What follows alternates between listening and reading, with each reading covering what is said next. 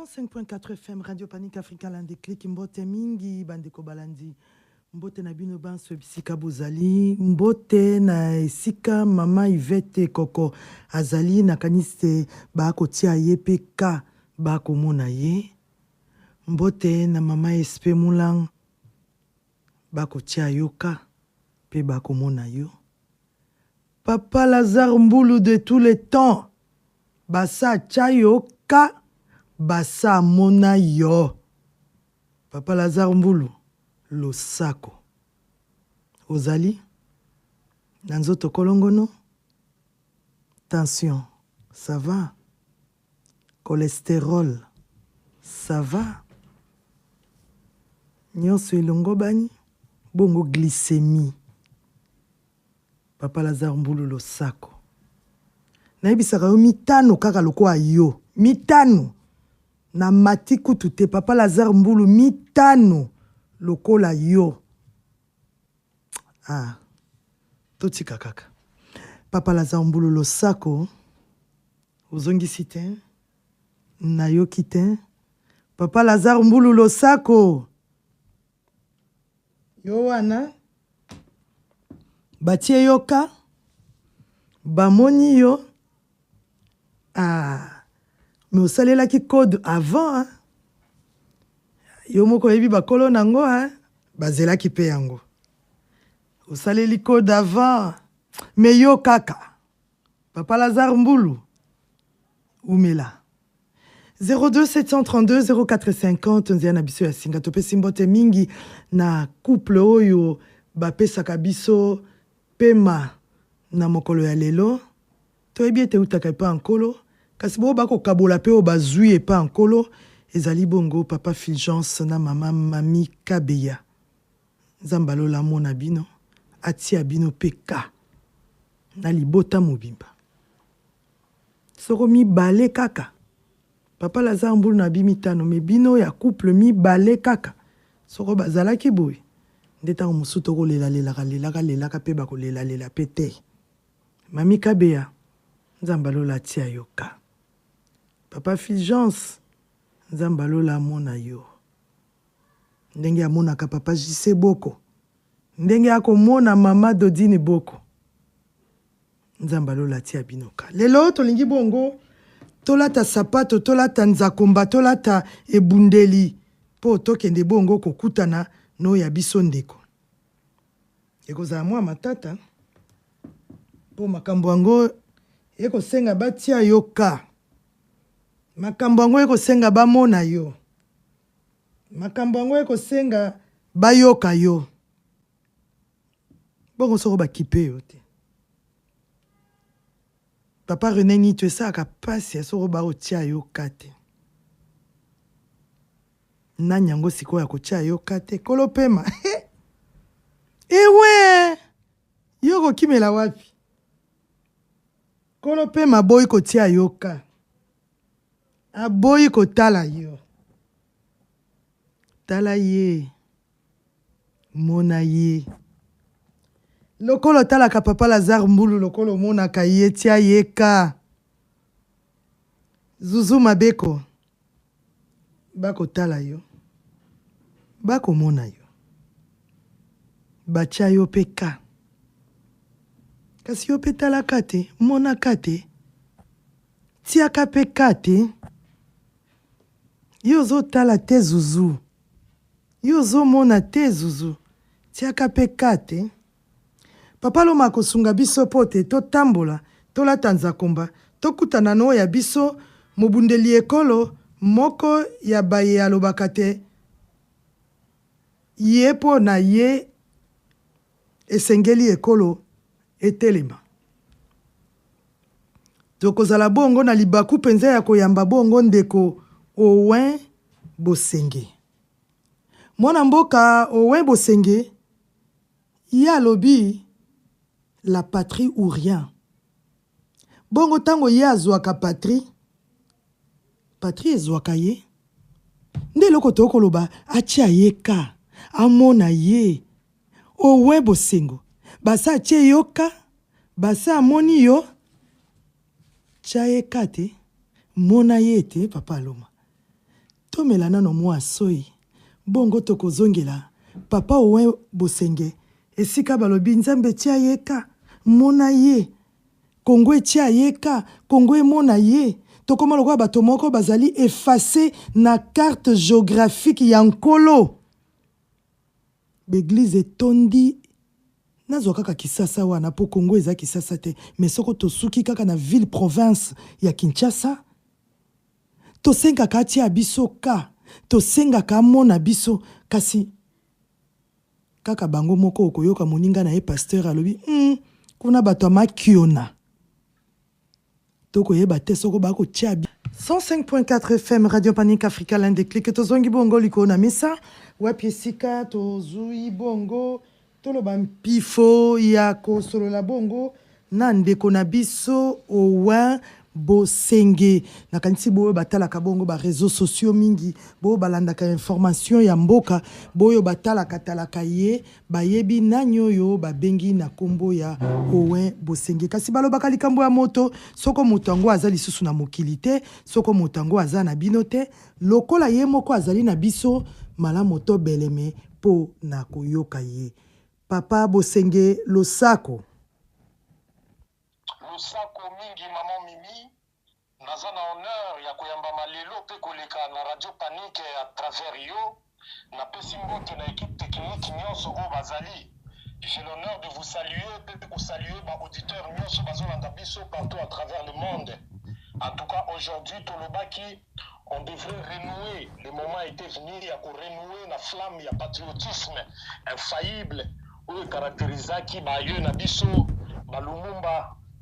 Kondo Simon Kimbangu lelo tosengi na bakongole nyonso bipai oyo tozali toyokaka motema pasi lolenge mboka na biso ekokambama epai ya avenir na biso ezokende tokolege nini na jeunesse tokolege nini na bana oyo bakoya nsima ba génération future nde tosengaki mpo totongela bango makadam biso nous devions nous sacrifier. Il faut emboîter les pas, tolanda nzela ya Lumumba, tolanda nzela ya ba héros ebele, ba Rossi Chimanga, ba Thérèse Kapangala, et puis na ba héros anonyme misusu yango to continuera toujours bitumba oyo tolobaki la patrie ou la mort.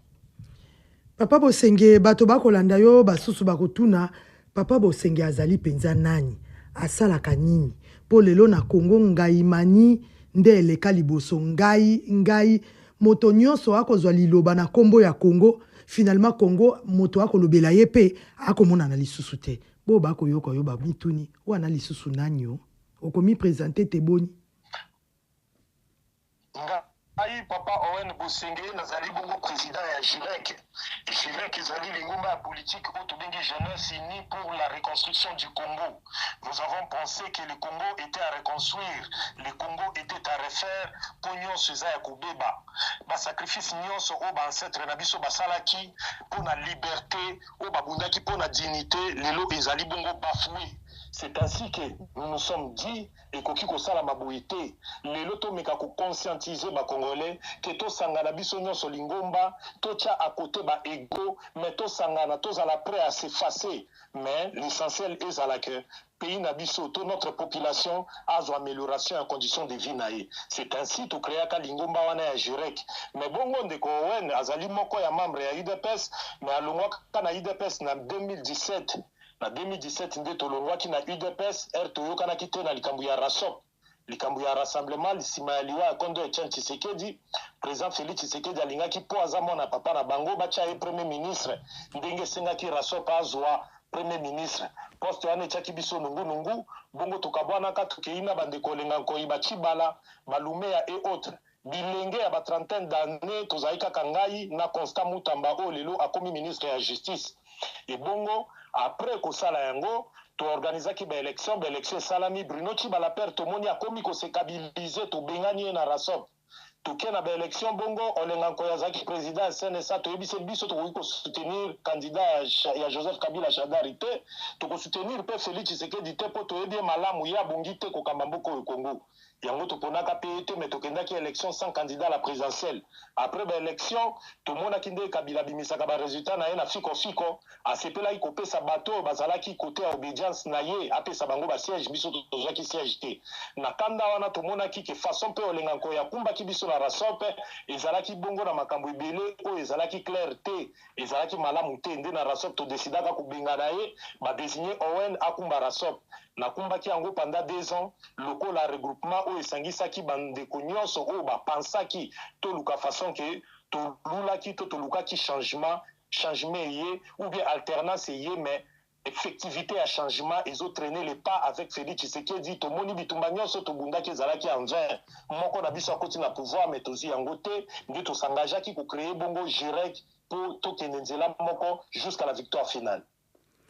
Tolandi yo na bokebi bonso tata kasi koyoka yo Jirek wana eza mingi bilenge biso bampaka te donc biso yo soko ozwi ba biso ozwi ba koko mboso ozwi ba ndeko nyonso baza na sima na ngai ya kokola otie biso wapi. Merci mingi mama Mimi. Jirek jeunesse wana bato bazwa yango de façon littérale te jeunesse elakisi ba capacité nyonso ba volonté nyonso ba intelligence nyonso oyo eza encore exploité te mpona kogérer ekolo nde tobengi yango ba esprit jeune tobengi yango ba capacité jeune ba volontariat jeune nyonso oyo ezali parce que nous avons estimé mboka na biso uta toutaki na indépendance ba nyonso baleki na pouvoir basepelisi bongo peuple congolais te bakoki bongo kopesa réponse na posa ya peuple congolais te ti lelo nzala ekomata be komata ti lelo chômage na kati ya mboka ezali kozwa mosala ekoma miracle ti lelo na kati ya mboka insécurité eza kosila bongo te tomonaki baye nyonso baleki na pouvoir traîner au pouvoir pour ne rien faire, ça ne valait pas la peine. Yango na salaka proposition, il y a loi en 2022, il y a que toko mana mandat moko, c'est-à-dire ba mandat nyonso oyo ezalaka élective et comme mandat moko ezalaka ka mandat to pona unicité nango, c'est-à-dire ezala mandat unique, peut réduire yango na 4 ans pour permettre ka biso mutu soko travailler qui oza sous na deuxième mandat to pe sa chance na mutu muso ya kota na pouvoir à travailler pour à tout moment to rajeunir. To rajeunir pouvoir na kati ya mboka. Rajeunissement à pouvoir ne voit pas l'âge de façon littérale, mais rajeunissement à pouvoir et la kisi ba o basi basalaki, ils ont donné les meilleurs d'eux. Ba misusu peut ba remplacer bango en sorte que bango peut ba na touche misusu ya quoi faire. C'est ainsi que ba alternance on a ce que zo sala maka souvent na kati ya mboka de façon automatique. Chaque génération a azokota na pouvoir, chaque intelligence a azokota na pouvoir à quoi apporter quelque chose de bon. Mais ceux qui tozo kendeka kaya ke batu basala ka 37 ans na pouvoir, 18 ans na pouvoir, mususu aya sala 10 ans, bandeko na ye bakomi kotinda ya luka modifier lisusu constitution pa umela na pouvoir de torobaki bongote. Tolingi, il faut toujours la pouvoir après cycle moko ya 4 ans si la proposition était passée et permettre à biso to kotisa esprit mususu ya sika. Makambo ya sika talimbula te na lolenge littéral age ya mutu te likambo ya sika, c'est-à-dire mutu à 70 ans pe akoki koya na likambo ya sika. Mutu à 65 ans akoya na likambo ya sika. Pourquoi pas mutu à 30 ans aya na likambo ya sika. Tozwaki fete na biso euti koleka wa ya lipandasi 30 juin kasi ma mikolo bato na bato balobi tozwi masikulu ya bakonzi nyonso oyo toyebi o opposition o pouvoir balobi nini oyo yo penzi osaisir te lelo ndenge bachar ezalaki kotambola tomona kata na France awa soko mokolo ya ezaka 14 juillet nakanisi 21 juillet ezali awa na Belgique okomona babimisi bachar de combat babimisi armement na bango po na kolakisa te soko moto ameki tozali biloko wana on dirait de moins en moins ekosilaka nango na Congo soko lelo 30 juin ezali oyo tato mosunani nanga abimi kuna alobi ngambo kuna Moïse Katumbi alobi Tshisekedi alobi biloko wana penza ba défilé toyebaka te batata na biso tango wana bakokende mosala te nayebi te soko yo okolaka na eloko yango ekozalaka lisusu te epuis na bakoloba yango balobi nini motuno mboka yo tata. En tout cas, eloko wana en principe il fallait qu'il ezala. parce qu'à tout moment, tu célébres la fête et indépendance, bien qu'il n'y ait pas une abysse la politique étrangère, tu écoli qui date le 36 juin, normal indépendance, mais à date autochtone, c'est là qu'il n'y a plus de sanctions à Katamboka na Bango, parce que ce pays a été créé en 1885 comme État indépendant du Congo. Déjà État indépendant du Congo, c'est-à-dire pays qui créé comme un État indépendant. Mais question est local, les propriété privée, l'école 2, et c'est là qui autochtone va accéder à la plus haute fonction, c'est ainsi Salamaki. Mais l'indépendance, en vraie question, selon surtout littéralement, de façon classique, et c'est là qui pendant la 1960. Mais Bissotorobi, où les autochtones continuent à avoir pouvoir, les lobes autochtones, qu'avons-nous fait il y a date en 1960? Tolki les lobes Bissomoko, tozo volant. Il y a avenir, il y a destin, il y a pays nabiso. Toluka qui yango poto pour en faire quoi? Mais le lot total ici mais panda biso ba boka to tikali biso moko ba autochtone to kobomana ndeko bomana. Le lot intérêt général est placé par devant par-dessus tout est. Le lot a intérêt personnel mais intérêt à ba clan. Biso tolingaki date wana ezalaka date oyo tolakisa makoki na biso sur le plan militaire mabende nini oyo biso tozanango. Ça fait partie de la dissuasion dans la région et dans le monde. Bamona ba capacité militaire bozanango défilé salami ba soldats na bino baleki combien de soldats bozana bango na rang komeka kosala bois spectacle wana ezalaka important, c'est dissuasif.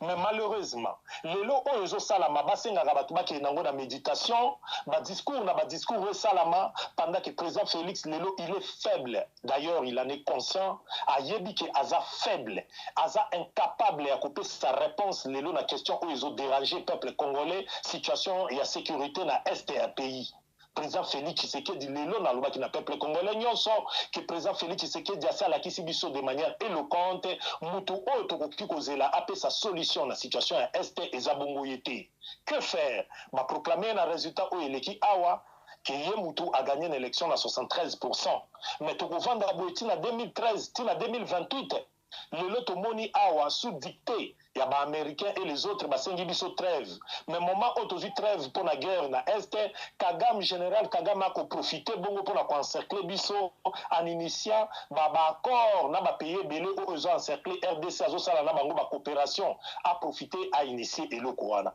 Na landa ki bande kona biso ya force nationale bazana bino na diaspora na uti ko tomber na message na bango moko eza bongo ba soldat ya Tigre Katangé ba ex Tigre Katangé ba ex phase eza bongo ba congolais oyo bazali il y a ex-MLC à Jean-Pierre Bemba, les soldats congolais Belo travaillent dans le mercenariat dans les bandes pays, dans la diaspora. Basala ki mukanda année passée, batindela ki biso tout ba texte wana, ya kusenga président Félix Tshisekedi que bango balinga ki ba travailler na ye na façon moko ya que basenga ki coordination avant ba action na bango pour bima rébellion te. Ils en avaient marre na situation à est na biso, troisième décennie yango makilezo tangaka kana est. Basenga ki basangana na bango ndenge ba wazalendo pe bazali mais va travailler bango ba kolinga bazala sous contrôle il y a armée na biso loyaliste était parce que to suspecta kabitumba otozanango les deux autres troisième décennie soit les militaires soit les politiques ils sont pour quelque chose parce que combat est comme combat moko très complexe alors bande ko wana basenga ki pour l'amour du Congo ba ko défendre kolo na bango basenga ki coordination de notre gouvernement ba komeli président Félix Tshisekedi ba komela kingai ba komeli ba politique ebele batinda ki mikanda batindela ki pende ko elezer en tant que député à union sacrée bisonyo sotozaki mikanda dawana ya volonté na bango bazaki nango batika na ba salaire nyonso bazwaka na diaspora ba ko défendre ekolo balbaki mission na bango yoki ko dire 6 mois ou une année pour na défendre ekolo na bango mais tout le monde gouvernement président Félix Tshisekedi pesi bango réponse te ba komi pendant 3 fois na ba période d'espace ya ba 3 mois 4 mois 4 fois bazui réponse te to yoti bande ko na bango pe balobi ils en ont marre. Ils pensent passer autrement. Dès lors que le président Félix Tshisekedi, quand on est chef de l'État, lorsque vous gérez un État, c'est pour donner des réponses à ma question à la population. Ma question à la population, les plus majeures pour l'instant, c'est l'insécurité à Est et au dérangé Bissau. Vous vous rappelez président Félix asali discours na ye wana le 30 juin lobi nango toyoki bakangi Kanabayonga. Kanabayonga aza bongo carrefour ya munene pona bayebi mboka wana te, aza lokola rond-point Victoire. À partir ya Kanabayonga oki ko bima oke yolo, à partir ya Victoire oko bima yolo oko ke lingwa oko ke ville oko ya ndenga magasin kitambo oko tamakala oko ke ngiringiri. Kanabayonga wana ezalaki territoire beaucoup très stratégique o lelo za na maboko ya ba rebelle. Kala incapacité ya régime ya président Félix Tshisekedi banda bazwa bunagana troisième année yango tozokende. Ils nous ont prouvé de manière éloquente qu'ils sont incapables à trouver solution. Yango biso to sengaki le gouvernement devrait jouer son rôle. Lelo o tozomona ba initiative ba force nationale ba koma ba mikanda o to tomber nango na journée ya lelo na tongo o esali déjà actualité to ko banga ke ba tête misusu sala ma ba force militaire et bimaloko la ba rébellion pendant que ces gens-là avaient la volonté si le gouvernement biso peuple congolais nyonso to tia misu na biso côté moko général Kagame alobi aza prêt ya ko sala guerre na RDC. Il fallait qu'il to affronter arrogance wana ya Kagame. Tout la tchaki biso ba congolais peut toza prêt à kufa peu pour se sacrifier pour l'école na biso. Maloba Félix Tshisekedi le 30 juin et bangi saki kutu te quand ya batu oyo baza soutenu par Kagame toloba notamment ba M23 pour avancer peu pour na kokanga Kanabayonga. Bino bolobi toza na trêve mais pendant trêve bino bozo sa la repli sur ordre ya Kinshasa repli wana motivation nango za nini esenga ki boloba na basoda basa la repli pour que Munguna a avancé. Yango tozolo ba ke date ya le 30 juin, il fallait qu'en principe, biso soki to continue à pouvoir, il fallait qu'en principe date wana ezala date moko dissuasive. To la ki sama koki sur le plan militaire au RDC mboka na biso o ba koko na ba aye, ba sacrifice ki makila na bango pona koluka dignité nango, to la ki saka makoki ni toza nango sur le plan ya ba armement, to la ki sana ran na biso on a combien de militaires lelo mukile ba RDC azala na combien de militaires, mama mimi na koyebisa yo ngai eta moyi politique na ebi nombre ya militaire effectif na biso clarté il faut to se vantaka nango ceux qui to komoneza effectif eza mukie il faut to luka to bakisa lisusu bilenge ba recruter na kati to luka de façon que to sala engagé pour en finir na conflit ya est date il y a le 30 juin discours ya président Félix Tshisekedi parce que yenda za cible na biso pour l'instant ezala qui de nul et sans effet c'est ça notre regret na ebite soko kolanda na ba réseaux sociaux elenge mwasi moko bakangi ye mama na ye aleki na bitando abeleli te batika ye po alobaki tolembi pasi. Président Félix azali moko ya baye batelemelaka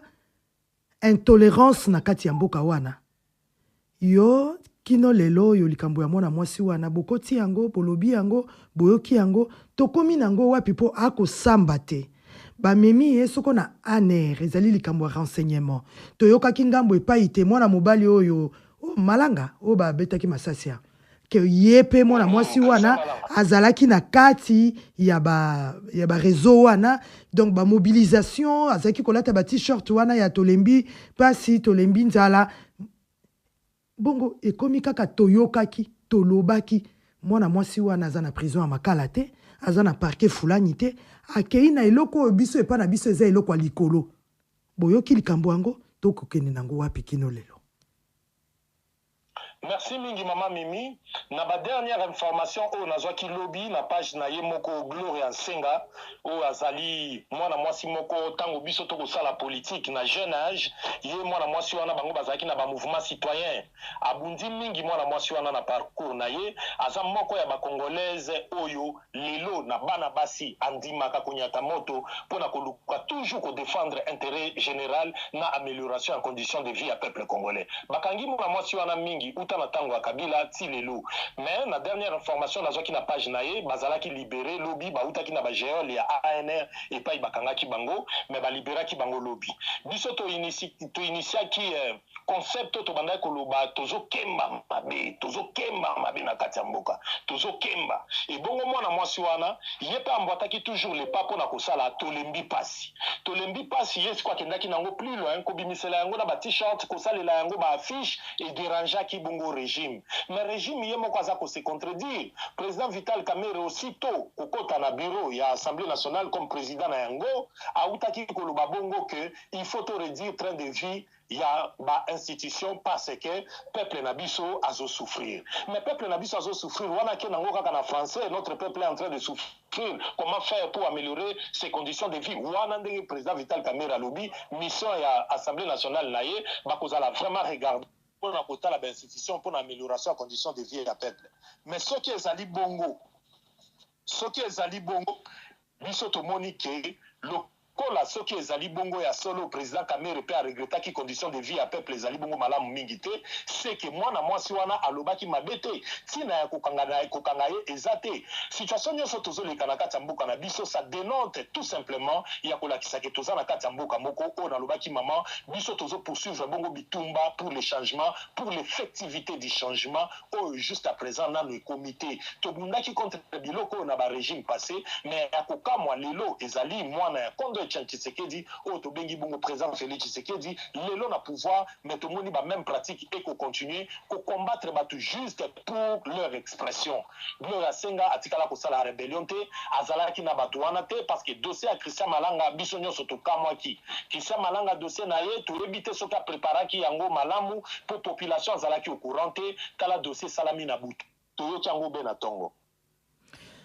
Papa Owen nakanisi to oyebi likambo mosusu ekoleka na mboka. Allô? Mboko oyo okolanda biso papa. Po biso to okoyoka yo. Oui, tokolanda. Tata. Mboko oyo ezingami na bamai. Mboko oyo etondi mai na gauche na droite na centre na ouest. Mboko oyo bato bazanga kamai bayeko izwa mo espoir tango balobi bako chumulela bango mabulu. Mabulu. Boko bengango na français forage. Mabulu, maya mabulu. Tata ya maya mabulu abeli. Tata ya maya mabulu azui pepo. Tata ya maya mabulu ayei ko se faire soigner na mboka bapaya. Bato ya maladi ebele bazali na kati ya makala wana. Bazali na ba mibu na mibu basambisa bango ata mokolo moko te. Bao tato mosusu oyo nani oyo Kabuya Kabund Jean-Marc Kabundu wa Kabund toyebi basuiti na bango te ya bela na yete ndenge nini tato oyo tolobi tete naza munganga te po naloba te na examinaki ye na monite maladi na ye eza ya lokuta kasi nako mitunaka tata po balobi moto atunaka ali akeloko mabete yona ngai toyoki eloko moko malobomboka yo. En tout cas, merci mingi maman Mimi. Et to kanisi na motuna na yo tuni awa na kanisi ndeko Mike Mukeba yaza na prison injustement na pesi mbote jusqu'à présent sambité na kanisi bongo ndeko Kabundi na pesi mbote pa yazali na prison na kanisi ndeko na biso Nestor qui par la moto ya FCC ya PPRD au pe bakangi bango kaka pona expression mama na ngai ya kokamwa mingi na kati ya mboko ezali biso tolobaki entre biso batu tozo critiquer na bato bazo travailler na régime ya Félix Tshisekedi bako yiba banani balingi Félix Tshisekedi biso bako benga biso mikolo nyonso ba ene bazo benga biso bato mitema mabe mais bango bato oyo bako zwa chance ya kokamba ekolo bako yiba balobi bango de bato malamu injustice tokoki kotolérer yango te c'est pourquoi tolobaki régime ya Félix Tshisekedi ezali bongo régime au peuple congolais falaki apesa yango mu Congo dossier bongo ya forage toza awa pays notre pays ndenge yo moko uti koloba toza encerclé na fleuve ya munene fleuve bongo ya mibale après le Nil biso awa nde fleuve Congo na biso elandi mama ya kokamwa même ba etovandi na kitambo awa mai na ba pompe na biso ekoma kobima bongo misusu ya mari de nuit ebimaka na butu misusu pe ekoki kobima na moi compte goutte mais ko sokola na pompe ndenge biso tokola ka to sokola na robinet makambo wana ezalaka lisusu te na bandako nyonso koma lokola na village il faut kozala na babido ya jaune ozo réserver mai et bongo pour na retrouver solution pour nango président Félix asalaki bongo annonce na année 2022 que bazobongisa bongo barrage soki ya Lemba Imbwa balobaki barrage wane ko permettre biso maye banda ko bima de façon moko non stop na kati ekolo to sali bongo ba débat ebele na ba union sacrée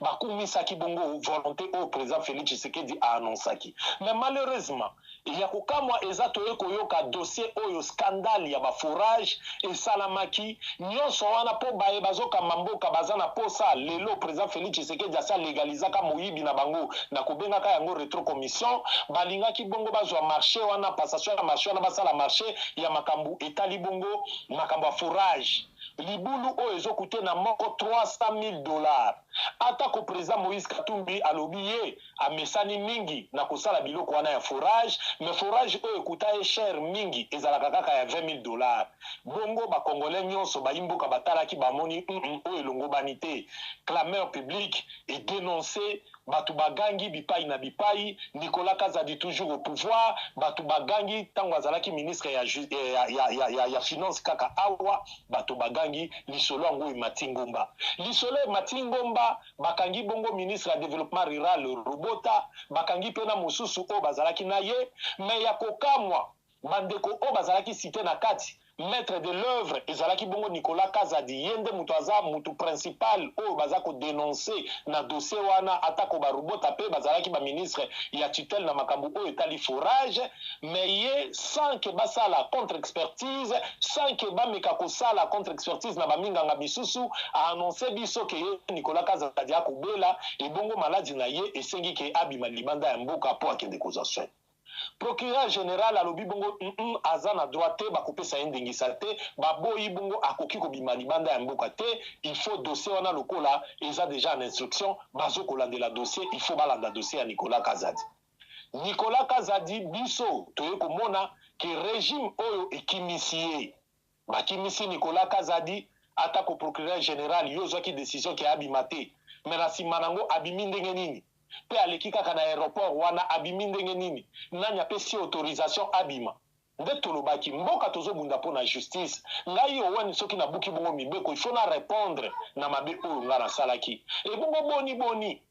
institution tobengi IGF eza rattaché na présidence de la République esalaki barapport contre ministre azalaki na EPST Tony Mwaba mais batikali koinquiété te po aza proche ya roi proche ya Félix toyoki bongo ba rapport ebimi pona Kazadi mususu Peter Kazadi azalaki na ministère ya intérieur ba inquiété te lelo toyoki ya Nicolas Kazadi baza ko inquiété te pe batiki ya bima libanda ya mboka po aza bongo proche ya président Félix Tshisekedi nde tolobaki wana tokozala na justice ya double vitesse ce n'est pas ce qui fut rêvé toza na besoin ya mboka balobi c'est la justice qui élève une nation mais ceux qui tokomi na mboka moko oyo ke bakangaka kaka ba innocent bakangaka kaka ba oyo baza ko déranger pouvoir mais baza na camp ya pouvoir bakoki ko inquiété bango te epesi image ya malamu te pona régime ya président Félix Tshisekedi to annonçaki lelo tokozala awa soki président Félix Tshisekedi alandaki biso to bato na ye oyo bakozwa lien ya émission na biso bayeba bongo président Félix Tshisekedi une fois de plus dossier oyo ya Nicolas Kazadi esali bongo bosoto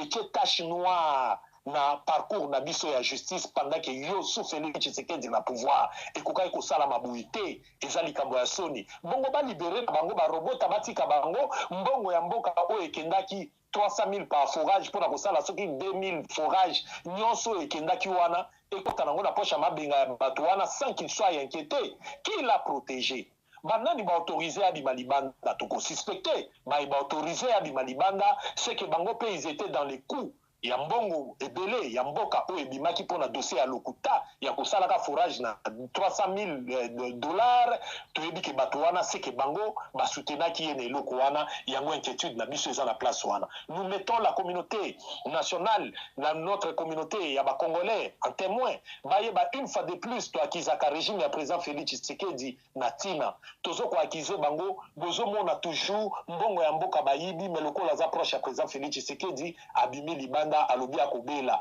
na maladi yango minganga misusu basali contre expertise te batala soki asolo akobela soki maladi yango esengaki kaka abima libanda epe abimi na ye libanda ya mboka tombo etikali vide. Papa Owen koyoka yo boye lokola te yo oyo bana kisasa bakatia moto bakata tozomona ba Gloria Nsenga lelo esika basuki ba Mike Mukebaye esika basuki ba Kabunda esika basuki baza ebele mosusu tokotanga kombote yo oko banga te atako soko Nicolas Kazadi ndenge akobela se faire accompagner na famille mobimba na mwasi na bana na moni maladi eza mwa makasi eko senga libota yo oko mibangela te yo moto. En tout cas merci mingi mama Mimi Ce qu'on poni, que ça la politique, c'est que oponi nzela ko se sacrifier pour les autres. Oponi nzela ko se sacrifier pour qu'on s'effacer pour l'avancement des autres. Mamanga na leki Lumumba te, na leki Lumumba te. Par rapport à la valeur, il y a l'esprit na biso. Esprit à Lumumba na yanga na leki Lumumba te. Papa Owen. Papa Owen. Oui maman. Ata oui, chérubin au l'équipe yete au kendo a uti otika biso. Bon chérubin na yebi na nous pesa malamu mingi te, mais en tant que moto na leki ete. Mais papa Lumumba par rapport à valeur et esprit na ye na leki ete, na leki valeur ya Lumumba te, na leki valeur ya bandeko ebele o bakufite. Mamanga ina zalaka mukolo mususu na ko sala émission na 2022, le 8 juin 2022, na bimaki na ndako na tiki mwasi na bana na laki bango, bapesi ngai mbote ya litama. Balabi alobi na ngana pesa mwana bebe mbote mama alobi pesa mwana bebe mbote okendaka boye ndenge nini pesa mwana no ya mwasi mbote na pesi mwana bebe a 5 mois mbote na ke émission na ko sala émission er to silisika émission na ndeko Paul to sur téléphone et sonné que mwasi na ngana ndako akoyi akufi donc liwa ekoki kozwa mutu partout liwa ezoka mutu kaka na marché te liwa kozwa mutu kaka na politique te mais destin na biso eza na maboko ya Nzambe il faut explorer la vie tout ce que nous faisons nyonso nazo sala ata liwe kaka na minute na osano émission nyonso na utaki koloba yango nde etikali histoire il faut tokoma histoire na biso bato bele bakufaki même année même date na Lumumba lisolo na bango ebetamaka te Lumumba lokola bunda mpona cause juste pour l'intérêt des autres yango moni kombo na eti lelo etikala libela na libela alors bitumba ya politique soko kokanisa liwa soko kobanga liwa esengeli otika sala commerce ou bien kota na administration en tout cas likanisio wana ezalaka mpenza na mutu na ngai te ya makambo ya kokanga to liwa na kanisa yango te po na yebi mutu o aza maître ya destin o yebi o ko ya dans 5 minutes to na 10 minutes ezaka Nzambe atotikalaki na ndako nga na kufela mwasi na ba circonstances ya bongo na tuna Nzambe na zwa réponse te na zalaki ko sala yo test na moni to esprit eza ya kokemba papa we no passer test wana na valider na moni mkote ko banga na lekisi yo na test wana na moni to yo ozui na test wana motuna mosusu tata est-ce que bitumbo ezali na ndeko na biso ya belaka na lobaka mwana mama na biso na bengaka yebungo est mwana mama o ya belaka o tokokaka kozwela ye Nivakine te Novalgine te aspirine te ezo impacté na biloko lokola nzela ya Kinshasa embouteillage mboko lokola kombo nini bon marché ekomi enclavé soko za na kati ya bon marché oyebi te okobima na gauche to na droite est-ce que ezali suite kaka ya bitumba ya est nde embouteillage oyo esala biso loyo po biloko akolia etonda na kati ya ni banzela ya train oyo ezalaki na nzela ya bamonedi tukuna nyonso eza kaka cause ya guerre ya est nde ezo impacté sur toute la partie ya république po moko takoka ko bénéficier na bolamu ya mboka motuna na ngai yango wana. En tout cas merci mingi maman Mimi. Situation autozanango eza macrocosmique, c'est-à-dire na macrocosme ya RDC, c'est-à-dire situation générale ya RDC, la gestion de la République, la gestion ya mboka na kati ya mboka na biso ndenge tozali boye mama na nga na bosolo congolais nyonso lelo ayebi ke eza évidence o ese monani ke régime ya Félix Tshisekedi eza bongo incapable ya kopesa ba solution to bundisa ki régime ya Joseph Kabila to telemeli yango mais Kabila na suka sali discours moko na yebi te soki na objectif ya ko se dédouaner ya koloba ke il n'a pas eu la chance de se faire entourer ata na 15 bato ya malamu bongo côté la président Félix Tshisekedi a remplacé na pouvoir lelo ata majorité ya ba député to bazo composer union sacrée na EP na majorité na ye na parlement okomona eza nango kaka bato ya FCC balakisi biso clairement ke UDPS ya lelo o ya Félix Tshisekedi eza bongo na bakadre te eza na bato bakoki kopesa ba réponse na posa ya congolais te situation ya est yango te muto ekosala biso awa nzela ezala malamu te to régler situation ya embouteillage te mama na nga na magasin kitambo ekomi atozo tambola makolo na bato ya makolo embouteillage nzela eza te c'est-à-dire régulation et circulation na biso ezala ya mituka ezala ya nzela ya bamoto ezala ya bato ya makolo régime aza kofaillir lorsqu'on est président de la république yo mutu okopesa badirective mpe baorientation na la police opesi badirective baorientation na la police mpo na sécurité ya bato la police routière mpo na circulation ya bamituka na bamoto na nzela yo nde okopesa badirective mpo na makambo oyo etali défense nationale comment tosengage nango mama toza na bilombe ebele na kati ya mboka bilenge nyonso toza na bango ya bakulu na tout consort eza cause ya oisivité tolobaki on devait investir dans la jeunesse il fallait ki kozwa bilenge wana nyonso baza makasi me bazo traîner kobotola ba mama na biso ba téléphone na koyiba bango ba perrique kobenga mutu perrique na balabala na miso batu nyonso sous la faiblesse de notre police azotala azokoka ko agir te soki toza na régime ya makasi eloko ya liboso il faut d'abord to restaurer l'autorité de l'État. L'autorité de l'État, c'est-à-dire policier a joué rôle naïe, azala bien formé, azala bien rémunéré, et bongo armé na biso pe ape tope saye makasi ya kobunda bitumba na est na biso sans qu'il y ait trahison. Parce que armé na biso mingi bango bazoloba décision zo utaka na Kinshasa mutezo lebisa bango. Biso awa na kati ya mboka régime ya président Félix Tshisekedi na makambo etali circulation routière, makambo o etali batu bazanga kozwa misala tolobaki ba espace vert nyonso o toza nango rien que biso na IPN awa kaka epai ndako na ngai ezali soko tali na ngomba likolo nsima na nga pakote ya basite mama Mobutu na bangamu misusu ya mipandi nayebaka kombo nango te nazomona espace vert tolobaki régime ya biso gouverneur akolinga identifier ba espace vert en plus ya biloko eutaka province soki awa tozolona mo matungulu tozolona pilipili tozolona pondu tozolona mwandunda tozolona ekoinonde bamarché na biso du na concurrence wana biloko ezouta province oyo basombaka ta mosu pondu liboki ya pondu na 300 francs mais bazoya koteka yango na Kinshasa awa na 3000 francs écart elingaki ezala makasi te déjà tolingaki tokitisa sur le plan social population na biso na moindre coût soki azwi mbongo na ye ameka kolia malamu mais régime ya président Félix tosali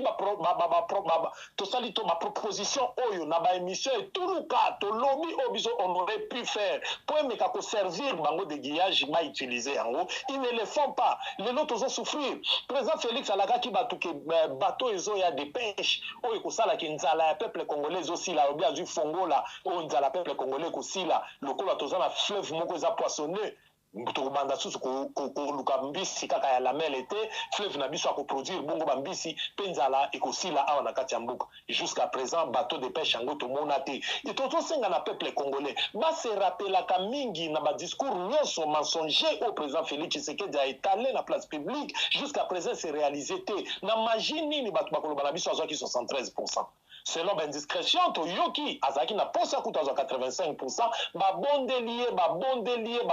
point dima 73%, oye, bakabela ki. Yango to lobi biso tondimite que peuple congolais a pesaka 73%. Na nyonso tozo mona échec en échec, tozo tonde de l'échec en échec, et zo prouvé biso suffisamment que peuple congolais, to communauté na biso to koki koza la source ne loko ya kozela te na régime, ya président Félix Tshisekedi. Biso to lobaki bongo, nous sommes pour l'activation de l'article 64. Article 64, tout ça a anticipé bon départ du président Félix Tshisekedi, par exemple, par de nouvelles élections et de bonnes élections, où il faut concourir beaucoup plus dans la participation et la classe politique Mobimba. Quand la opposition,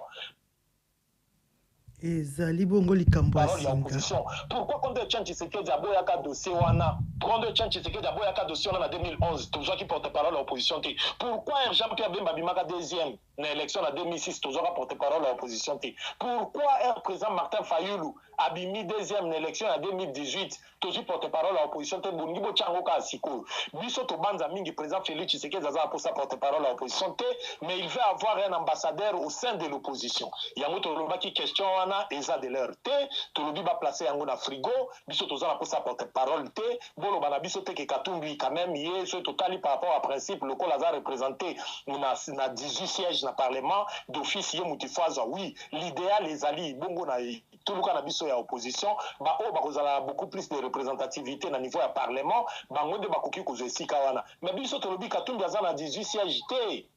18 sièges au Bapesi Katumbi, na 460 quelques sièges au Bapesi président Félix Tshisekedi, eza ya lokuta o ndeko na biso oyo azokamba sendi bongo elongo na président Félix Tshisekedi nde bayokana ki po babimisa résultat babimisi soki tondimi ke Katumbi aza na 18 députés aza na 18 sièges na parlement c'est que tondimi ke président Félix Tshisekedi azwaki 460 sièges na parlement ce qui est faux au côté l'élection na mboka salamité ba élection zo sala masoki ba 7 jours à 8 jours ba machine na banda kwa batu biso to senga ki photo bandela ba élection pour banda la président Félix Tshisekedi tina ba conseillers municipaux muto atamoko o a gagné élection o les mains ndenge ya solo azate ezala ki bongo ba nomination o ba bimisa ki bango yango to lobi même président Moïse Katumbi surtout que ndaka élection malamu na koyeba ndenge bande ko na biso ensemble ba bundaka ba okai ko za 18 sièges ils auraient eu plus de 18 sièges wana isa ya lukutande to lobi pour l'instant toza na posate président Félix Tshisekedi azo ambassadeur au sein de l'opposition na moment où to organiser élection ya malamu de to la question à porte-parole ya opposition pour l'instant on n'en a pas besoin yango biso to sangana ki cette kikuni a contacta kingai a contacta ki ale bolojo a contacta ki a dos ndombas et puis ba consultation zo kende abeka ko consulter biso ezate ke to koti na lingomba na ye ezate ke yaza président na biso te état moko pe o tozoloba jeunesse unie pour la reconstruction du Congo état moko pe ya bazana ba aspiration pour la gestion de ces pays toyokana ki ko na ordre dispersé ndeko Félix Tshisekedi soto kebo totika etina 2018 akolinga lisusu organiser élection mususu ya mayuya soit ye ndenge bazonga ba modifier constitution za 3e mandat soit chacha mutu mususu ya obedience na ye du bitumbara biso nyonso pour la démocratie et la justice et qu'on a la foulée au pied. Yango to senga ki faut to sangana na bloc wana attaque au président Félix Tshisekedi à côté l'interlocuteur na yezali président Martin Fayulu attaque à côté l'interlocuteur na yezali Moïse Katumbi na yo kapé bloc misusu ya babilenge o basangani baza fort ils sont présents ils sont partout sur des rues bazana banoyo na ba quartier nyonso ya ville ya Kinshasa pe na ba province bango pe basangani bango nde lelo bakoma force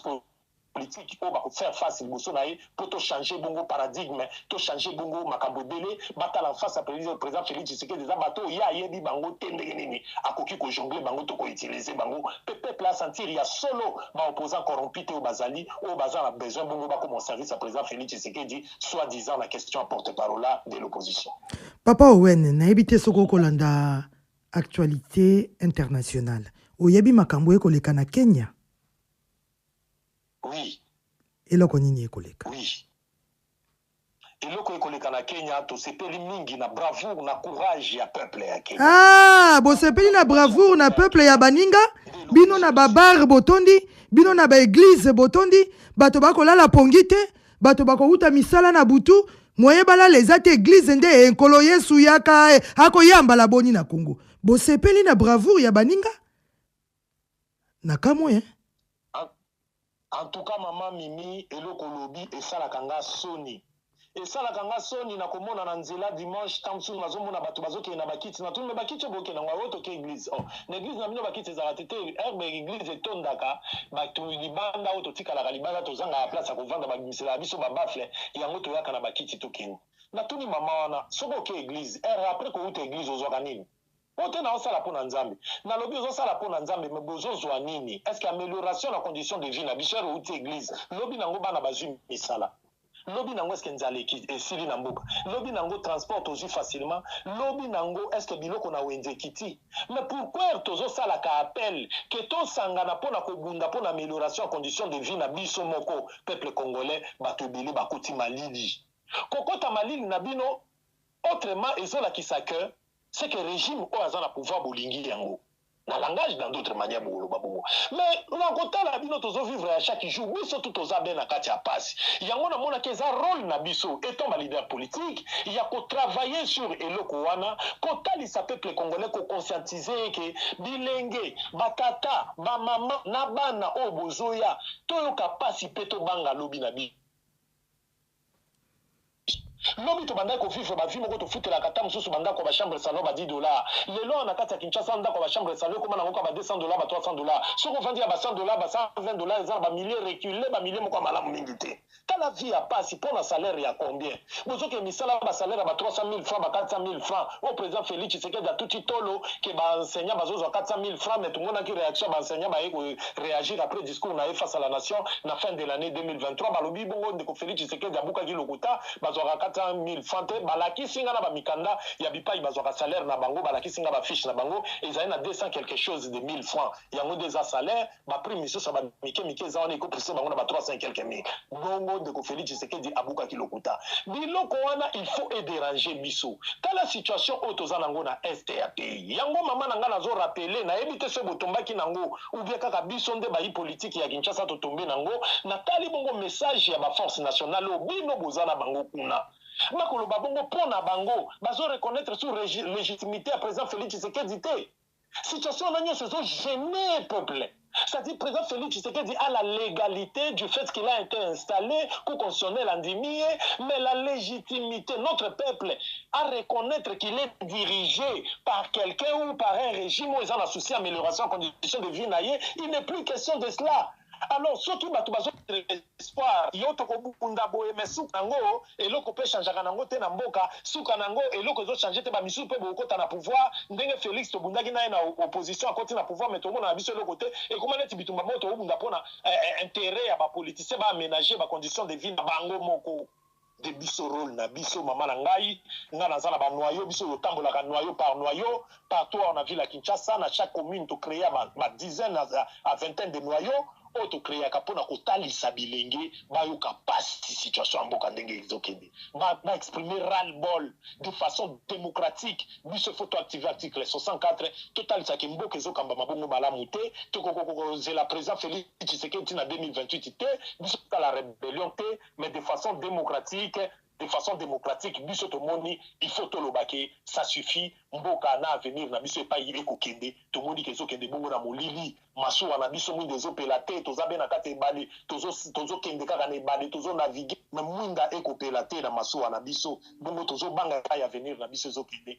yango tolobaki yango bongo solo mama na ngai ezali pasi ya kokambama na baye bazokamba biso yango biso toza na besoin d'anticiper de nouvelles élections surtout les bonnes anticiper de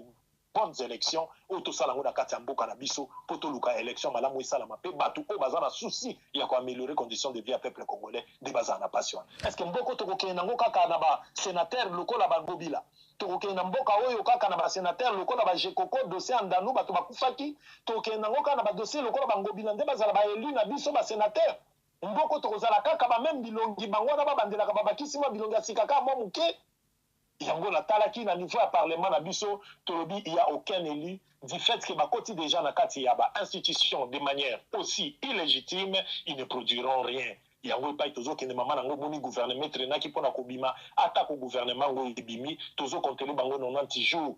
90 jours il y a début il y a gouvernement na bango mais jusqu'à présent ben indicateur pour l'amélioration des conditions de vie, il y a peuple congolais et monanité. Il y a un sengi na peuple congolais, communauté, na bisonio, c'est pas yo tozali, to sangana, to sala bongo liboke, to chasser la peur, mais to tali sa ke régime a Félix Tshisekedi, il y a un thème moto ebongi pour na couper ça avenir ya malamu na peuple congolais, surtout na bana na biso. Papa Owen nakanisi yo lokola ngai to monaki na ba réseaux sociaux, bandeko ba ko bunda kuna o to benga ka ba M23. Moko na bango alobaki alobi eza likambo ba territoire te ba frontière na biso eza coupé ezanga élastique veut dire pete soko lelo babi bazwa kisangani ba kokota soko lelo balobi bazwa problème na bango ezali brassage est-ce que eloko wana esaki nga mwa chimvundu na kati ya mutu na mituni bazolinga brassage. Donc, bazana pour ça qu'on libérer peuple té, ou bien libération na bango eko uta na brassage, limbolanga na no yo comprenez ki po ngai et ça kinga moi mobulu na moto. Bon, likambu ya brassage ngana comprendre ngote. Brassage basala ka soki bango ba accepter cesser les faits, biso pe koto armée loyaliste ezali po batwana batiki bitumba epa yo bango bazalaki kosala ka bongo rébellion soki balobi andima brassage bakota ba intégrer armée loyaliste nde babengi yango brassage. Est-ce que ekozala sincère? On en a vécu na ba soda ya CNDP avec Kunda Batware razalaki vaincu ba soda na misusu bazwaki bakotaki na armée na biso basali bongo eloko to bengi brassage mais zalaki pona ko produire nini? Conséquence comme conséquence, tout le monde a une infiltration au sein de notre armée. Tout le monde a une infiltration. Maman Nangaï n'a moni dernièrement, n'a monaka chef Papa Zana biso ezali bongo likambo ya. Na mai ndombe kotaba sakata awa. Voilà. Nathalie, chef à commandement wana ya mai ndombe. Ezalaki bongo ndeko moko Nathalie elungi na ye penza bo elungi ya général wana.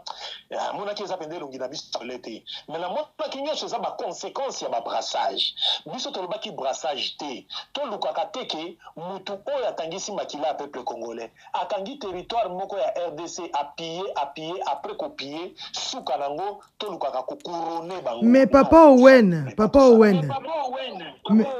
Mais justement, ndenge Papa Etienne Tshisekedi aki koloba. Justement.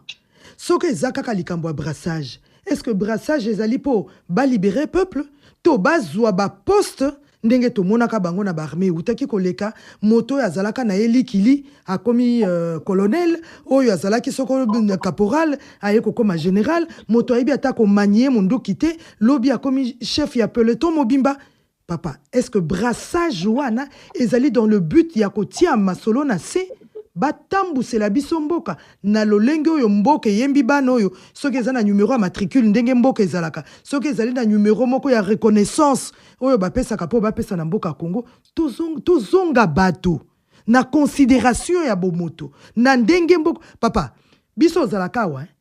basa contrôler yo na za 21 wa makambo nyonso titi na Roissy Charles de Gaulle mais tango zo kita na Kinshasa na kati avion na sa yoka bandeko bakomi koyemba buzoba na biso elingie banda elingie donc wana tango bozo kita na njili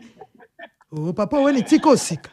donc tango yo zo kita na njili bazo welela yo ba service ya boyeba tozonga bato yo kanisi ba service wana nyonso na za 20 mezate na Roissy Charles de Gaulle ezate ndenge nini sala kati ozomona mboka eza lokola ngai papa wana lukelanga komboko ponga na suki wana mboka eza malade mboka zali malade mboka akobela yango wana tolobaki ke brassage normalement ekozalaka couronnement na bayaki ko exploiter ekolo nde na sens wana rozokaka bato ba M23 et les autres Kagame azolobaki président Félix Tshisekedi ayamba bango pendant 14 mois et tout consort bango bazo accuser que président Félix ayebi masolo nini au régime ya président Félix solo la kina bandeko ba M23 biloko wana ezo frisé au sein de l'opposition et la kisaka biso neti ke pouvoir politique azalaki complice na bitumbango pona suka bako après avoir pillé le pays. Biso tolobaki ndo au pouvoir ba brassage na batone ko salamate yango tolobaki de triste mémoire tozoka nchabongo président Mobutu maréchal Mobutu yango tolobi lelo na kati ya mboka na biso oyo régime ya président Félix Tshisekedi soke ko senga ko pesa bango toli bakoki ko procéder na brassage te na bandeko wana bande kolo ba bomi ba piller ba famille belé séparée ba famille belé na minito bato bakima balala kana banzete mwana kufa papa kufa maman se retrouva place moko moko violé na mboka na biso na ebisio situation leki na est ekoki kotika la impunité est-ce que c'est tout ça brassage on est kozala pour de fait parce que ngana yebi ke sima ba M23 et les autres il y a Kagame ezalaki ba initiative ba ozo bango moko côté ni bazo renfort na bango il y a Kagame ezala ba lobby misusu ya impérialiste o ezala sima na bango M23 asala ki c'est le fils Joseph Kabila ba yokana ki pona ko terre bitumba mais bango lisusu ba renouer puis bazongi ba sa recrudescence na bango c'est pourquoi biso to lobby il faut to comme na armée moko capable ya ko défendre dignement territoire na ye sans que to lukaka façon ya ko benga ba mercenaires ko benga ba force sous régionale pour ya ko défendre biso to zala état moko za capable ya ko trouver ba solution na ba question sécuritaire na ye c'est ainsi to kozala un état fort au sein de l'Afrique, au cœur de l'Afrique. Mais ce qui est état auto souka kana ba makambo na biso nyonso na ba négociation après ko bomba ba congolais dossier tikali impuni eza malamu te. Ce toza état auto que no poto bunde photo zela ba soda angolais baya to ba soda ya wapi mais Angola soit comprendre faiblesse na biso que ye mutayaka ko défendre biso bon ko toza problème na Angola nanya ko défendre biso. Papa Owen moke lokola ezaka likambo ya ngonga toko sala mwa mbangu po to sukisa lisolo na biso ya mokolo ya lelo motuna tango mosusu ya suka to ya suka te balobi bapesi biso mokongo nani wana vieux Poutine na ba ya Chine Iran balobi bapesi biso mokongo kuna na mesa ya masolo po na likambo itali ya embargo na biso ya minduki po nini ndeko moko na monaki ya limboli alobi biso moko nde ya kati toyebi ndenge tosololaka nde esika Poutine alobi ye ayebi ndenge asololaka na bato na ye ya Chine mpe alobi bango bayebi ndenge basololaka likambo na bango biso tokokota te nde esika likambo embargo na biso elali lelo bato bakopesa bango foti yo mpe okopesa bango foti ndenge bapesi biso mokongo elobi bana Kisasa babwakisi biso. Bon, babwakisi kobwakisa na bango ndenge dossier wana ekei, il y a une chose toke nango de manière pédagogique bato ba comprendre. Russie akoki kondima te akota na conflit armé par exemple na ba occidentaux pour la question oyo etali République démocratique du Congo pour aza innocent na makambo etali République démocratique du Congo. Na kota la histoire na biso awa Léopold II azwaki yango comme propriété privée na 1885 abundaki makasi face à Bismarck pour ekoma propriété privée na ye. Léopold II azwaki yango comme propriété privée na 1908 aye kolégué yango na ba Belge alobi na ba Belge naza na héritage misu na kotikela bino te, c'est l'héritage nga na kotikela bino eza territoire na ngai wana. Ekoma ya bino République démocratique du État indépendant du Congo ekoma ya bino ezaki propriété privée à Léopold II. Attaque ouais bapesaki Léopold II lokwa propriété privée na ba résolution na bango face à Bismarck ba yokana ki batika libre circulation na ba 14 autres puissances au ba on a composé na Belgique. Awa na kati ya pays mais ezaki dossier ya Belgique na ba 14 puissances au bazaki na sima atako sima nango ba États-Unis ba France et les autres ba Allemands ba yoka ki zuwa na bozi o Léopold II akoma ki nango ndi ba koma ko bunda pour biso ba autochtone biso moko to gérer les colons na biso wana isa histoire mosusu. Russie ayebi ke dossier na ye na Ukraine soki Amérique azokota tango Amérique azokota pena makambo yo en principe par rapport ya histoire Amérique akoki kokota tango te parce que l'Ukraine fait partie de la grande Russie. Dossier à République démocratique du Congo, awa dossier na biso, en principe, Russie a koki kozwaka les devante na makambo etali RDC. Pas non plus la Chine. La Chine. Et ça côté, un dossier à la communauté internationale, notamment bah, américains, bah, français, les Belges, surtout, nous on a biso direct, les Belges, bah, nan tout consomme, bah, l'Union européenne, wana. Russie a moniqué dossier à RDC. Déjà, président Félix Tshisekedi assis à la question à Vladimir Poutine à maintes reprises Kaza versatile. C'est-à-dire, c'est un monsieur à Koki Kolobabou et Lelo à qui on signé accord na Russie pour la coopération, l'autre à qui on coopérer na américain. D'où, sur le plan relations internationales, et qu'on crée déjà quoi difficulté à collaboration et Kozala. Pour États-Unis à Komituna, nous avons solana président Félix. Mais il y a ce qui est solana Moutou Oyo ba américain, ba bébé ko benga autre fois l'époque il y a Lumumba bazo benga les diables ba benga Russie diable ba ndako benga ko traité comme ba communiste on a comme ba diable yo rezo que ne ko solana ba communiste pour nous solana nini est-ce que te kaka ba secret yo solana na biso que solana Poutine alors il fallait qu'ici le plan il y a relations internationales pays na biso aye ba ko se définir soit avec la Russie soit avec les occidentaux mais président Félix na 2019 ba américain ba la que c'était l'année RDC président Félix c'est que d'amonique ma promesse nyonso faite par les Américains et traînaki pas à moni angote siko alingaki ameka ko embrasser peut-être Russie à collaborer na bango na ba Chine mais ba Chine na ba Russie ba moni que za dossier moko libulu nango eza modindo makasi po soki ba bandi yango lelo mama nanga yango koki ko créer dossier à guerre mondiale makambo kuta Ukraine eza muke pour question ya RDC déjà na ba ressources minières na biso ba minéraux biso tozana ngo na kati ya mboko tali ba coltan otali ba minéraux na biso misusu tozali nango na kati ya mboka ba diamant ba or et tout consort et ko justifier guerre mondiale o ekoki ko bima po communauté internationale a kotika la coopération ya RDC etika la maboko ya RDC na Russie te Russie comme na contrôle ya mboka o déplace Russie monique à cause na contre courant alors soka okota na conflit par exemple na ba américains et les autres Russie au sein de l'Afrique a na kati ya Afrique azana ba nucléaire te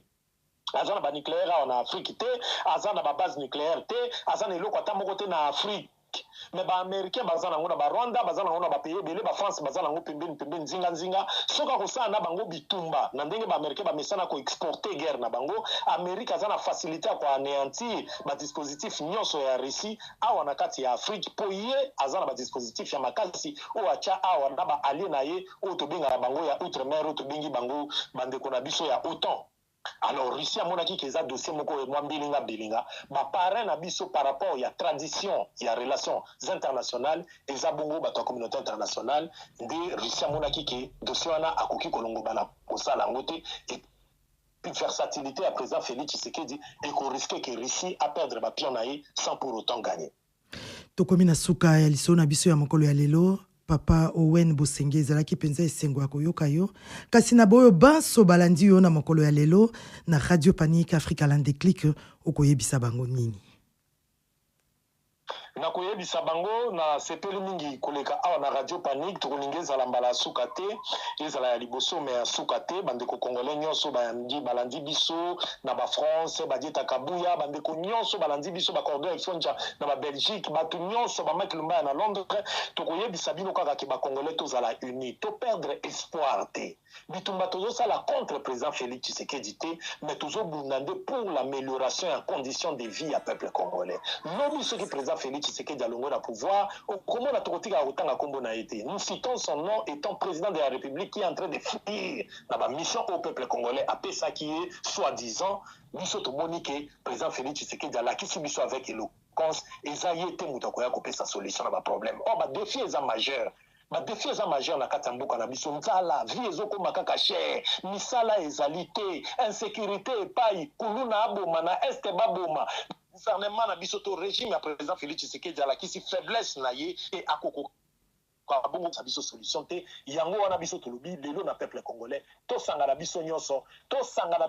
tozala uni po tolonga bitumba ya nzala tolonga bitumba ya injustice tolonga bitumba ya insécurité à l'est toluka soki moyen kozala to anticiper les élections na kati ya pays bongo à table biso nyonso na président Félix Tshisekedi to anticiper ba élection to bandela makambo nyonso et puis to kanisa ndenge bini toki ko améliorer conditions de vie to bandela ba élection papa Bosenge mbongo ezali soko tobi to bandela ba élection mbongo ezali ebite papa Bosenge soka koyoka biso totuni kaka soko babi totuni papa yo lobi na papa Félix andima bo bandela ba élection mbongo ezali oui mbongo eza pende belé tala mbongo ezobimaka pona ba lampadaire $5,000 par pièce tala mbongo ezobima kobungisa kaka elenge sa $6 millions ebimi pona nzela kaka elenge sa ya pamba $6 millions ebimi pona kobimisa bambongo pona ba makambo ezangi tina na ba détournement belé tozoyoka mbongo ezobima to bandela ba élection même ba partenaires étrangers bazali o ba kofungola mitema pona financement to bandela ba élection bongo ya malamu pour certains bazomona ngo eza utopique mais soki eza utopique problème ezate mais batu ba ka cheval de bataille na biso nous ne reconnaissons aucun élu na 2023 on doit tout reprendre et avoir de bonnes élections mais to sengi situation ya est ya mboka na biso ezo préoccuper ba congolais bili ngana tomber na mukanda ya ba force nationale o baza ba congolais ba ex Tigre Katangé ba ex MLC ba ex et tout consort au baza libanda message na bango na tomber nango na zobeta sete na tombaki nango lelo na tongo na ba réseaux sociaux bandeko wana balobi izano ral bol basengi autorisation na gouvernement na biso pour ba coordonner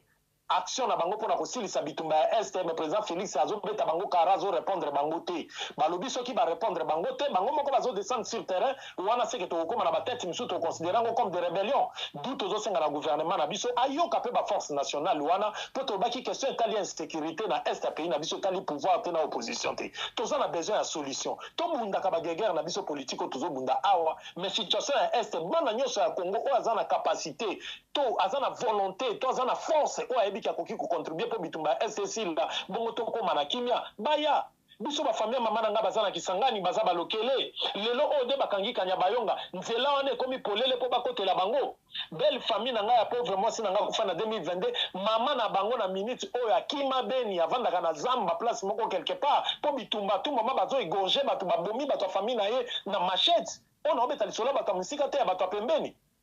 Yango tobi situation à est ça nous préoccupe mais régime ya président Félix Tshisekedi c'est la kisi biso ba incapacité nango totika lolendo to sangana ba congolais nyonso bazana makasi ya kopesa solution na situation à est bayoka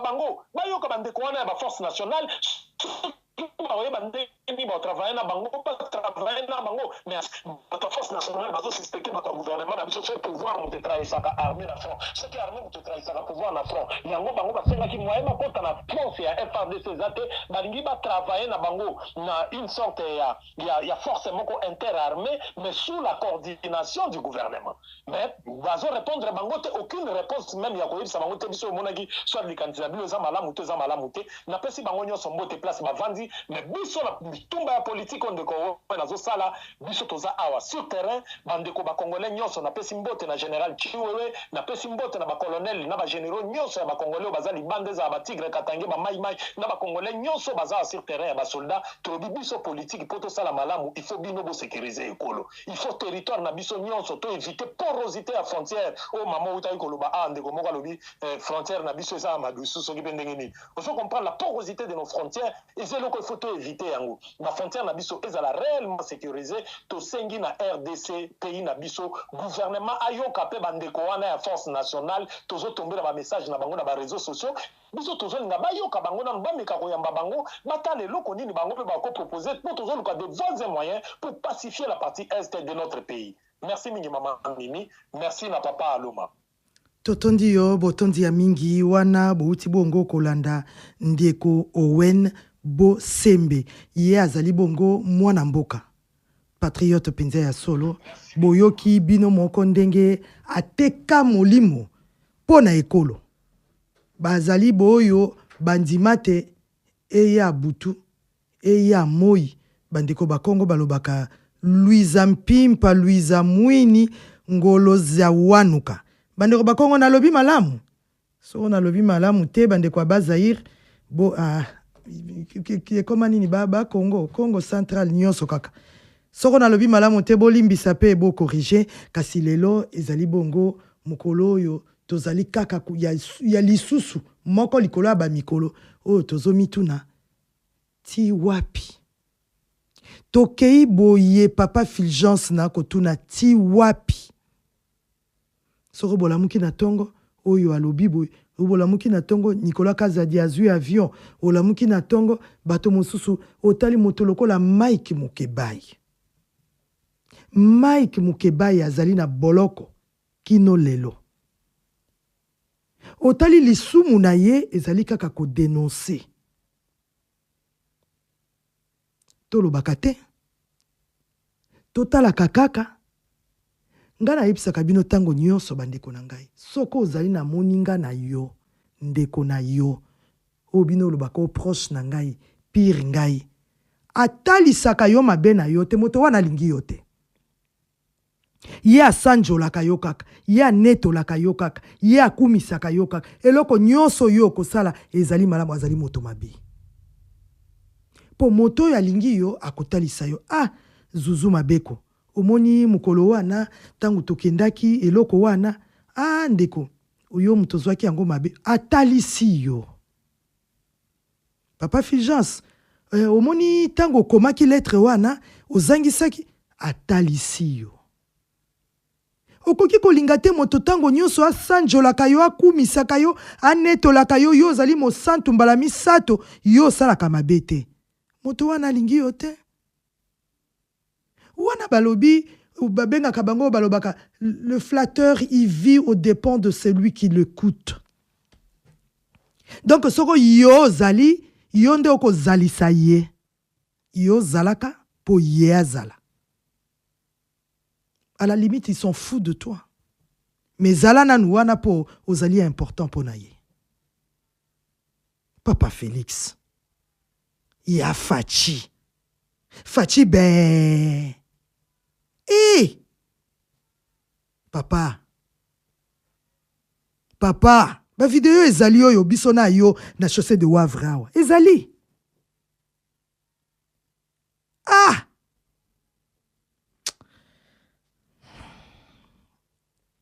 tango mosu na ndimaka te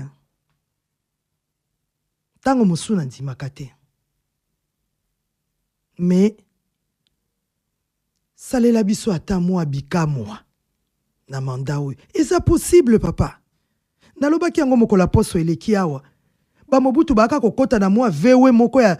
déguisé boya koti aleki a sillonner na katikati ya ville po atala nano oyo balobaka oyo batoba kutu tango wana TikTok ezalaki te tango wana YouTube ezalaki te tango Mobutu na koloba comme alingaki a palper ye moko la réalité ya mokili na ye ako se déguisé aleki atali ya fachi yo zana tango ya TikTok na monaka kutu ma Denise na TikTok ma Denise pardon ko kanganga te ndenge okangaki ma Marie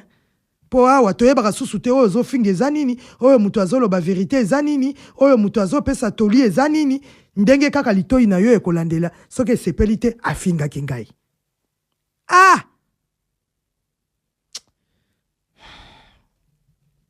nayebi te soko bawei bino bokoma kopesa nga kanda ya solo balemo loto babino nyonso wana bokoma kopesa nga kanda po balobaki bino bosalaka kote bokenda na yo moko penza Etienne Tshisekedi penza donc bino bokufa na bino bokufa makambo nyonso ekoleka bino bokufa na tuni ndeko awa te eloko nini ekoleka na Kenya akumisi bato a Kenya tokumisa kaka baninga totindi bino na eloko te toyebi bino papa lo matiko seka toyebi bango totindi bino na eloko te me bokumisi baninga eloko ekoleka na Kenya yo so moni mboko mutu natunaka Afrique du Sud tokoma kobenga poto moindo toso tondi meke babundaka te basusu bakokuya na Soweto asibonanga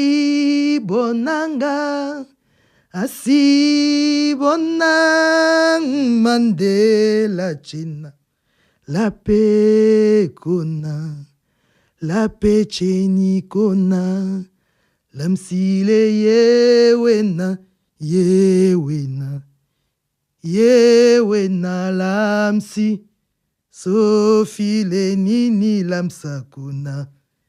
kuna te na mboka wana totondi kuna babundaka donc biso tozaka kasoko baninga babongisi nzela biso ye toleki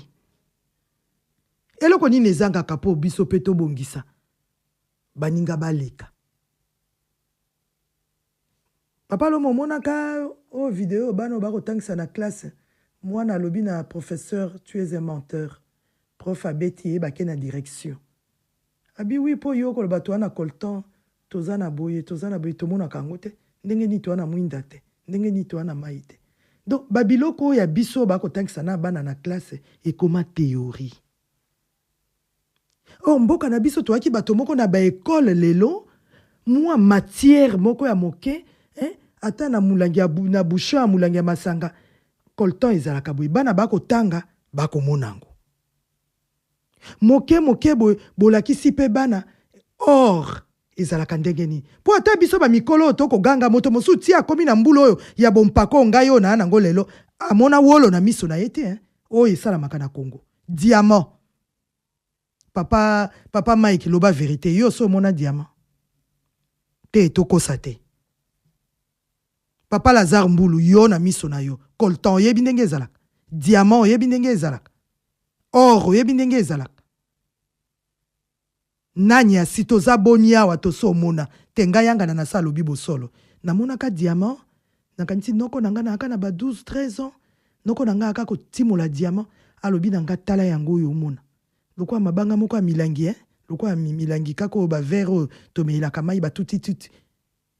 naka na ba 12 ans mbula boni lelo mais biso nyonso ba congolais soko to penza to lobi to tia na 100% est-ce que tozali ata n'habite soko na lo bata 35% ya bato papa Lazare alobi oui amona sauf coltan yo omona mais omona nini ouais papa Lazare yo omona nini olobi omona mais omona nini omona coltan te papa Mike yo omona nini eza pasi toza na biloko kasi tokomona te toza na biloko tokosimba te ata na kelasi Oh papa oyo azwi ministère ya éducation nationale lelo. Tinda tabo oyo bazana ba carré minier kuna soro bakoyi kopesa yo ata na bouchon ya molangi ya masanga. Ndambo bakabolaka na ba classe. Bana batanga kata ba monaka. Hey! Naona? To suki na biso awe. To fingi pe moto te. To lobi kaka. Balobi qui se sont piqués connaît l'affaire. Eh. Oya lingi ba sanjola. Tika ba sanjola yo. Oya lingi ba netola. Ebe ba netola yo. Kasi ndele tendele. Ndele ten. Na ye moto ezalaka propriété privée na ye. Bino batu bokufa bino. Naza esengo na bino te. Nasa ebisi bino. Naza esengo na bino soko mokete. Poto yo kaka owa ko bibela ye na butu. Owa ko kamola ye kingo. Owa ko sala ye boy. Bozo kamola bango. Na tindi bino bo kamola bango te. Na tuni kaka ndenge to aka bana mike. Baka koloba na biso. Oka ko bimela yo na butu. Me bozo bimela. Bango te pona nini. 02 732 04 50. Nziana biso ya singa. Tokobi na sukaliso na biso ya mokolo ya lelo. Oya zali na mato ya koyoka. Oya zali na motema ya kobomba. Kasi oyo azali na makasi ya kosala. Pesanga mena kitoko papa Mike. Maman Yvette koko pesanga mena bien. Le papa de moi-même Ozali. Pesanga mena kitoko. Papa Lazare Mbulu tindelanga mena bien tokomi na suka. Nako senga 10 mete. Na yebisa kabino. Soko moto a 10 kuna boyo bako pambola bino. Singa nako pambola bino nako lo bako pambola te papa alom. Na pamboli te. Pesanga mena bien. Bandeko boboto.